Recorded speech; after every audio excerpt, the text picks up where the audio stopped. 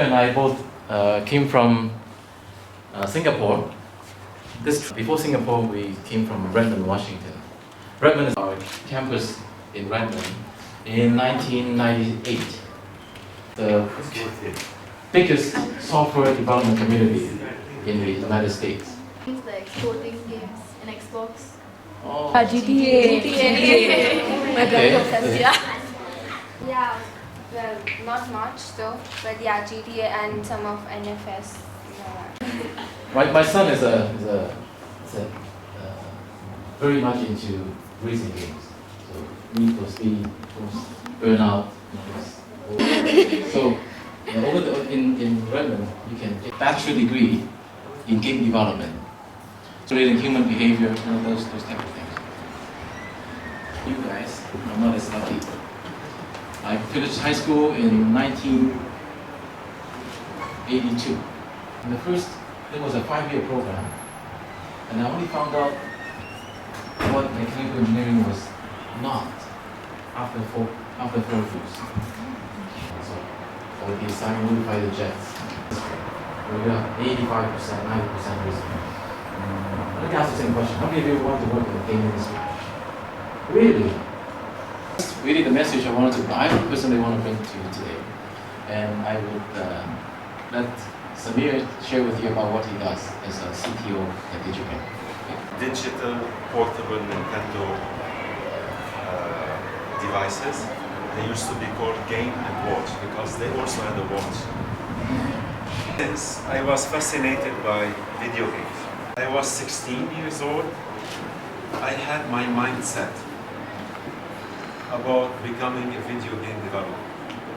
And that's where I can see myself giving and understanding and solving.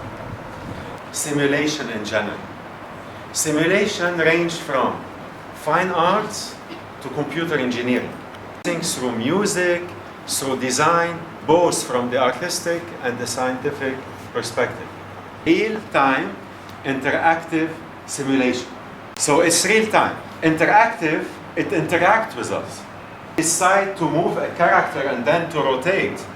Oh, there is lots of trigonometry, geometry, linear algebra, and calculus going into rotating that character. The game, if someone pulls the hand of the character, there is inverse kinematics. Okay, so you name it, all the science, whatever you're learning today at school, and whatever you learned before, and whatever you will learn until grade 12, we all use it for simulation. Because I use math as a tool to solve problems. I don't use math as a tool to give me headaches before and after exams. After we understand the problem, whenever we're dealing with simulation, we need to solve that problem using physics and math. And this is where computer science comes into action. Understanding, solving, implementing. Now what about art? If you think art is easier than science, I doubt it. First, there is fine art. You need to understand what makes the picture that you want everyone to see it, the way you're seeing it. Okay? And art is synchronization between your eyes, your brain, and your motor skills of your fingers. In a year, 50 to 60 hours a week practicing, you will build that relation between the eyes, the brain, and your senses. So, while the artist with few strokes, then it's you. Because the artists have the ability to detect and see details that usually non-artists will not see. Music in games and in movies, it's as important as graphics and element of fun. Is another sense that we rely a lot on. You're not winning in the game, go collect coins, be happy. So, after minutes and hours of playing the game, the sound of collecting coins will be triggering the feeling of happiness. Tin, tin, tin, tin, tin, tin, coins. somehow your brain hears something that you like. And you have your spine again, and you play, and you finish the level. Games are not easy to develop. However, they're not impossible as well. It's not easy to get the element of fun, and the element of fun as an equation does not exist. Otherwise, each and every one of us would come up with the multi-million player game. At the end of that period of 2 years, usually 2 games or 3 games will hit the market. So even the professionals, while developing games, we don't always hit the element of fun. Remember that games is a medium and a tool to make us happy and to allow us to spend a quality time while having fun. For those who will use the game to ruin their lives, this is not the real intention. Same for games. Always make sure if one time you decided to go into the simulation and games in particular, make sure to use them positively, which is bring a smile to the others. If I throw a ball to that wall, it will hit the wall and then reflect. Me, a ball as a circle, having a center and a radius. That circle is following a parametric line equation. That parametric line equation is going to intersect with a line at a time t. And if you want to add physics to that game, well, of course, I need to compute the velocity and the acceleration. This is how I see the game.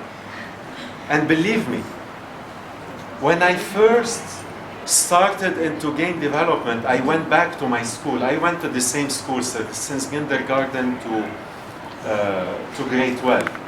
And I have a good relationship with my professors and teachers.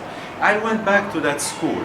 And first thing, I went to my high school math teacher and I told him, I'm so upset from you, but at the same time really happy.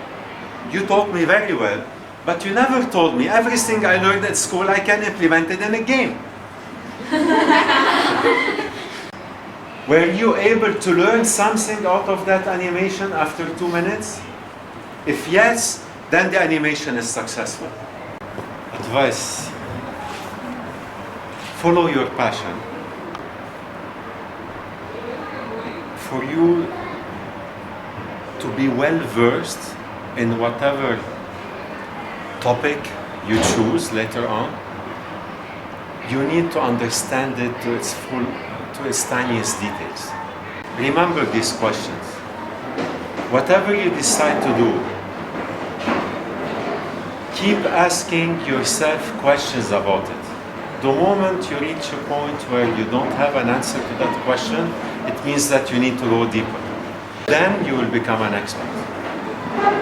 And once you become an expert, you will be able to shine in that area. So, if you want to be regular, just do really well in what you do. If you want outstanding, there's 2 things I would add. And that has to do with your characters. Your character, 1, be responsible, and 2, have integrity. And having integrity is what led me to success in my career, I would say. My boss, who is the founder of DigiPen, I asked him, so why did you hire me? You know that I wasn't good at these things. He said, because you're honest. Obnoxiously honest. But I can't tell you otherwise. So be honest. Have that in your character. And that will take you very far in life. What inspired you to take that decision to leave the field of mechanical engineering and go on to working at DigiPen? I mean, there would have been some factor which made you take that decision. I actually had a passion for computer-aided design and manufacturing. I was always fascinated by how machines and computers can work together. So in my 5th year university, I took 2 classes in CAD/CAM, and I had a chance to study a little bit about that. I really want to do that one day. So working at DigiPen, working with 3D graphics, working with 3D computer animation, I felt that there was a pathway for me to do that. And leaving mechanical engineering wasn't that difficult for me. What exactly does DigiPen offer some sort of a career for these children who are challenged, like mentally or physically challenged?